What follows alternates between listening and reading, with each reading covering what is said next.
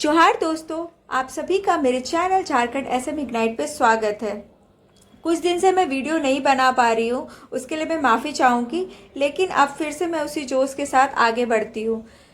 जैसा कि आप जानते हैं कि हम सीएनटी एक्ट पढ़ रहे थे, तो छोटा नागपुर टेनेंसी एक्ट, इस एक्ट का हमने जान लिया था कि ये एक्ट क्यों आया था, कौन कौन क्या क्या फैक्टर थे जिसके कारण ये एक्ट को लाया गया था, और हम लोग इसमें कितने पार्ट है, कितने शेड्यूल है और कितने चैप्टर्स है, ये सब हमने देख रखा था। और इसमें से हमने 3 चैप्टर ऑलरेडी पढ़ रखा था। कौन कौन सा चैप्टर पढ़ा था? 1, 2, 3। Chapter 1, chapter 2, chapter 3। चैप्टर 1 में हमने 3 आर्टिकल पढ़ा था, 3, 5, 7 ऑर्डर नंबर। इसमें क्या पढ़ा था? Start, repeal, define.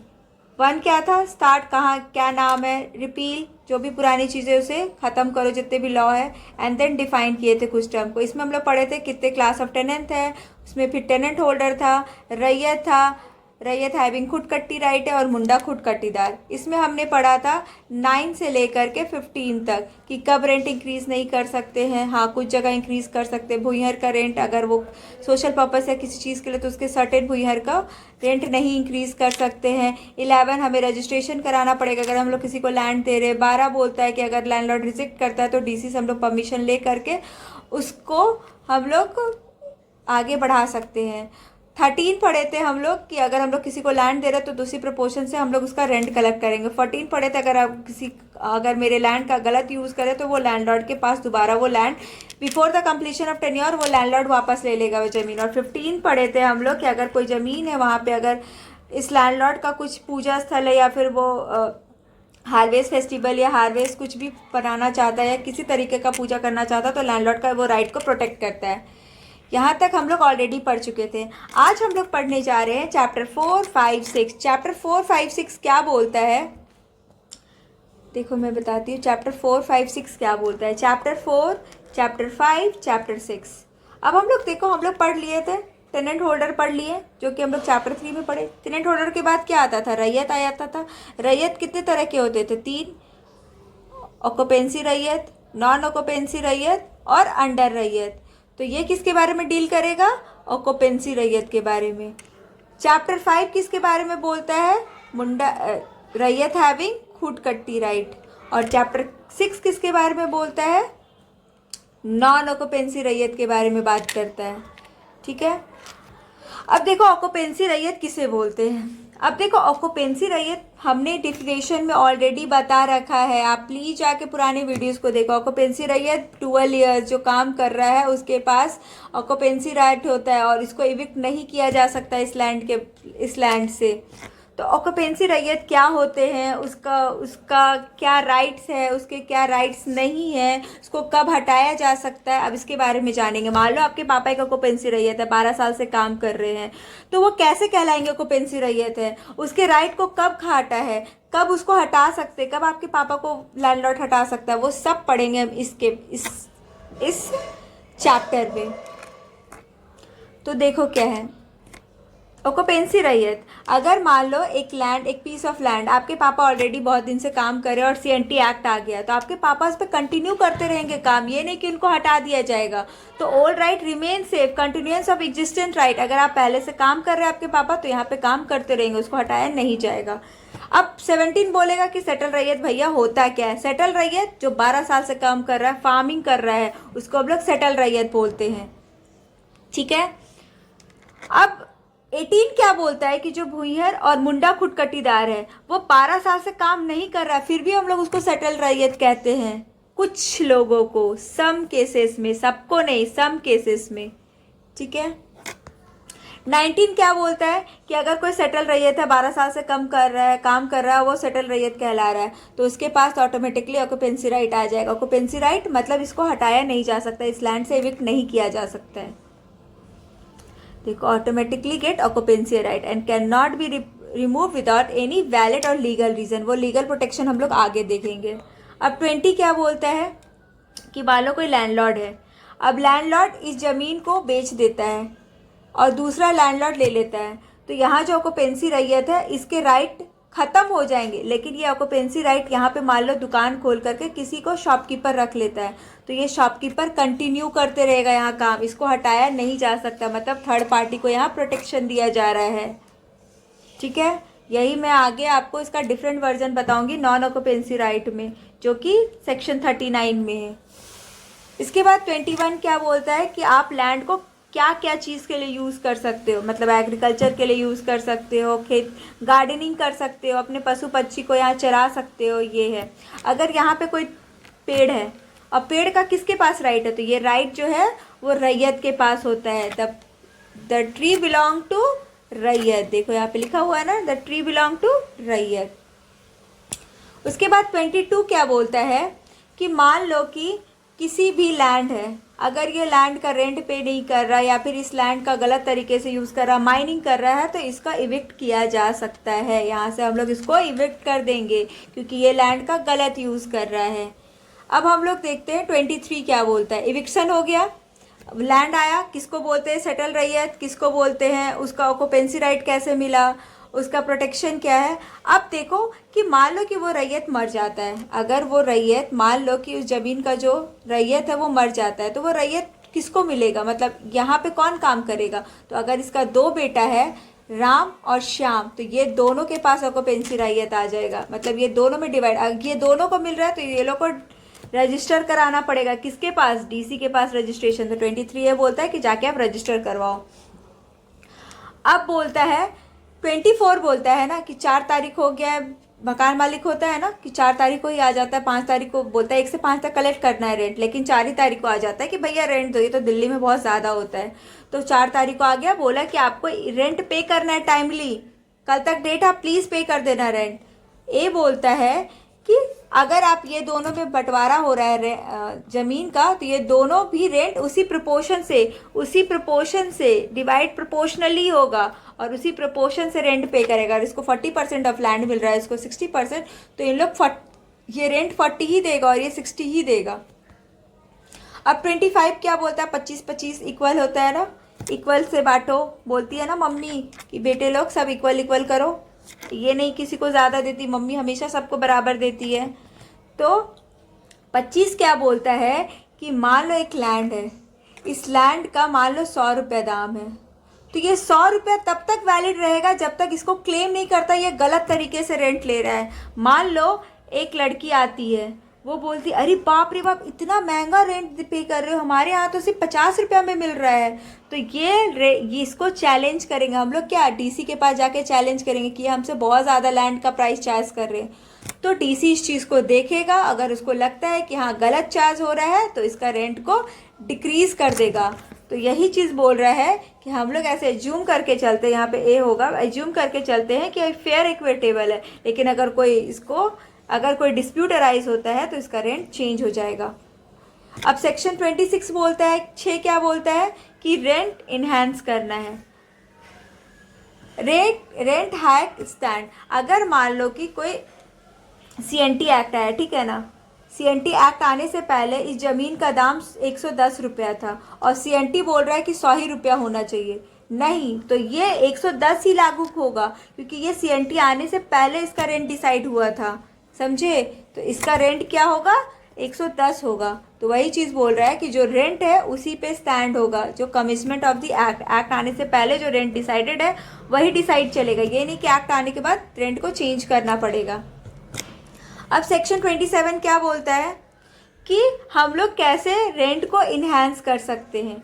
मतलब लैंडलॉर्ड है, लैंडलॉर्ड चाहता है कि हम पहले 50 रुपये लेते हैं, अब हमको 100 रुपये चाहिए इस रेंट से, तो कैसे इंक्रीज़ करेगा रेंट। अगर देखेगा ये लैंड है, ये लैंड में पहले वो फार्मर है 60 रुपये कमा रहा था, अब देख रहा है 100 रुपये कमा रहा है। क्यों कमा रहा है, ये मॉडर्न टेक्नोलॉजी अडॉप्ट कर लिया है, इरिगेशन कर रहा है, फार्मिंग कर रहा है, HYV सीड यूज़ कर रहा है। तो ये जाएगा डीसी के पास कि डीसी सर ये जो है एक एप्लीकेशन लिख के जाएगा पूरा कि हाँ ऐसा ऐसा चीज़ है, ये इस तरह करके ये पैसा अपना इंक्रीज़ कर रहा है, तो मुझे भी ज़्यादा से ज़्यादा रेंट चाहिए।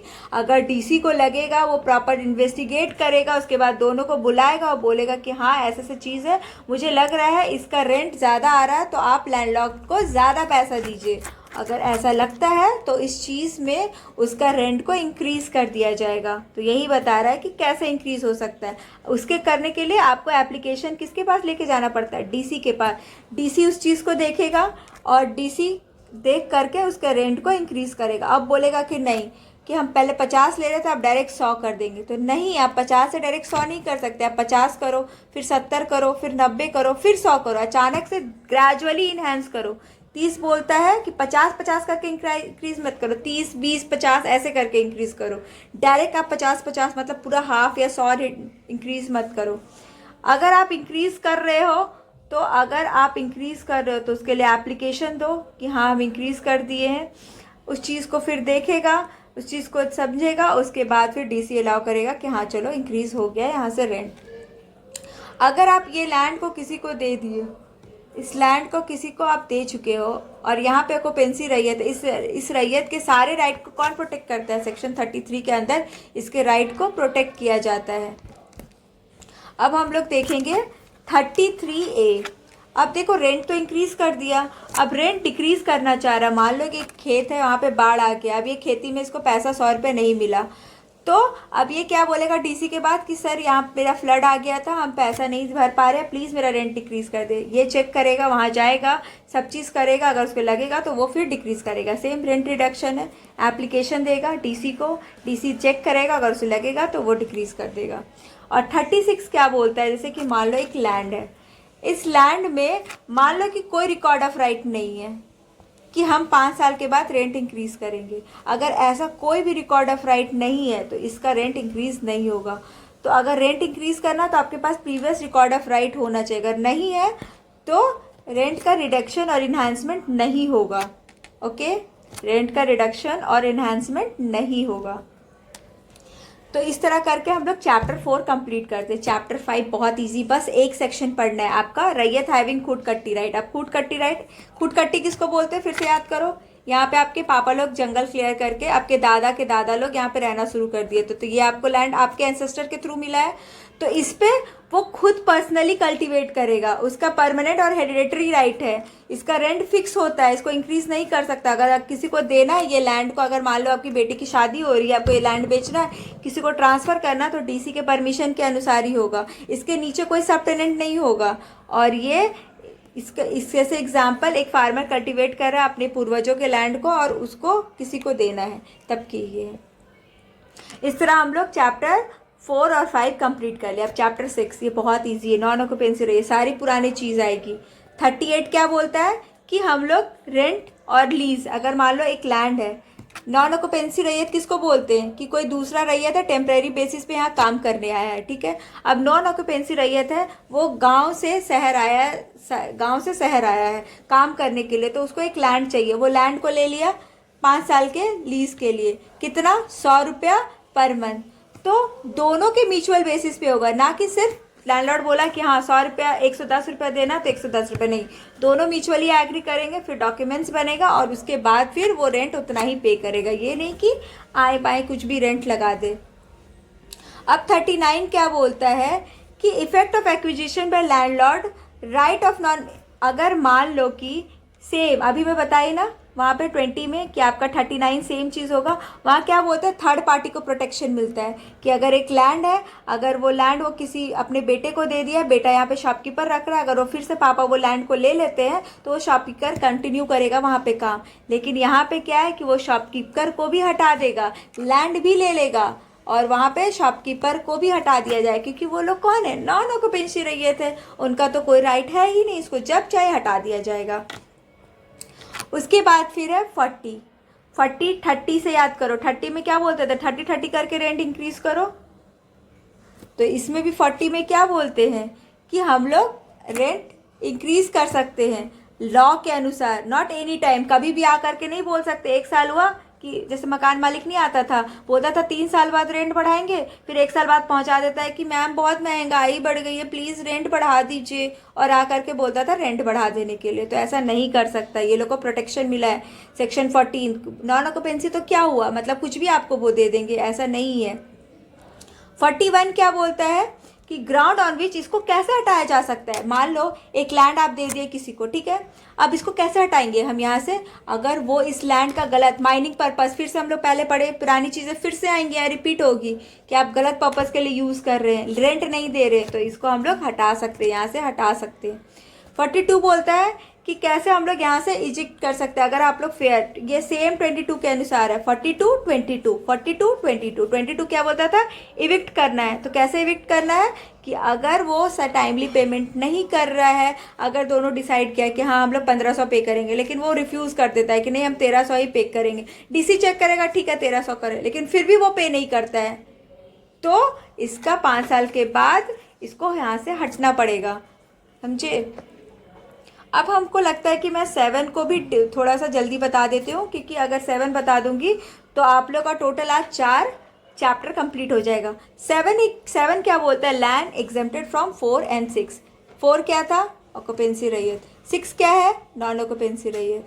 अब कौन कौन सा लैंड जो है जो इन लोग के अंदर नहीं होता है, वो लोग के लैंड, मान लो कि एक लैंडलॉर्ड है, एक लैंडलॉर्ड का प्राइवेट प्रॉपर्टी है, ठीक है, मान लो गवर्नमेंट के थ्रू उसको मिला है, तो वो खुद यूज़ करेगा, ना कि वो इस पर टेनेंट का कोई क्लेम नहीं होगा, वो क्लेम नहीं कर सकता है। तो वही चीज़ बोल रहा है कि जो 4 और 6 में नहीं है, वो लैंडलॉर्ड खुद से वो लैंड को यूज़ करेगा। वहाँ पे अगर ऑक्यूपेंसी रैयत है तो उसको हटा दिया जाएगा, क्योंकि लैंड उसको ग्रांट में मिला है वो चीज़। 7 क्या बोलता है, जो भी ओल्ड लॉ है जो यहाँ पे अप्लाई था, उसको सबको कैंसिल कर दिया जाएगा। सीएनटी में कोई अगर और दूसरा लॉ अप्लाई था, वो सारे एक्ट को ख़त्म कर दिया जाएगा, सिर्फ यहाँ और यहाँ कौन चलेगा, सीएनटी एक्ट चलेगा। तो इस तरह करके आज हम लोग कितना चैप्टर कंप्लीट किए, 4 चैप्टर कंप्लीट किए। कौन कौन सा, क्विक रिवाइज करें। चैप्टर 4, चैप्टर 5, चैप्टर 6 और चैप्टर 7। चैप्टर 4 क्या बोला था, ऑक्यूपेंसी रैयत के बारे में। चैप्टर 5 क्या बोला था, रैयत हैविंग खूट कट्टी राइट। चैप्टर 6 क्या बोला था, नॉन ऑक्यूपेंसी रैयत। और चैप्टर 7 क्या बोला था कि लीज, जो भी लैंड है जो 4 और 6 के अंदर नहीं आता है, उसके बारे में, लैंड वो एग्जेम्प्ट है।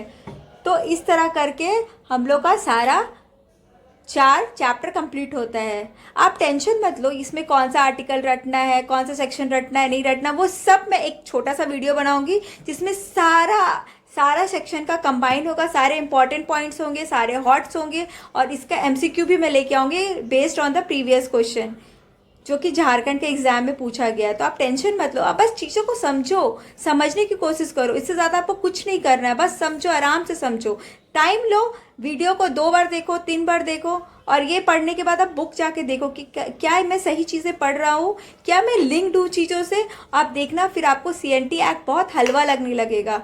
तो प्लीज़ आप वो सारी चीज़ों को फॉलो करो, ये नहीं कि मैं यहाँ पढ़ा रही हूँ और आप खुद से जाके नहीं पढ़ रहे हो। आप इसको पढ़ो फिर से खुद से जा करके, देखना आपको चीज़ें बहुत हल्की हो जाएंगी। और रटवाने की टेंशन मेरी है, मैं आपको बहुत अच्छे तरीके से रटवा दूँगी।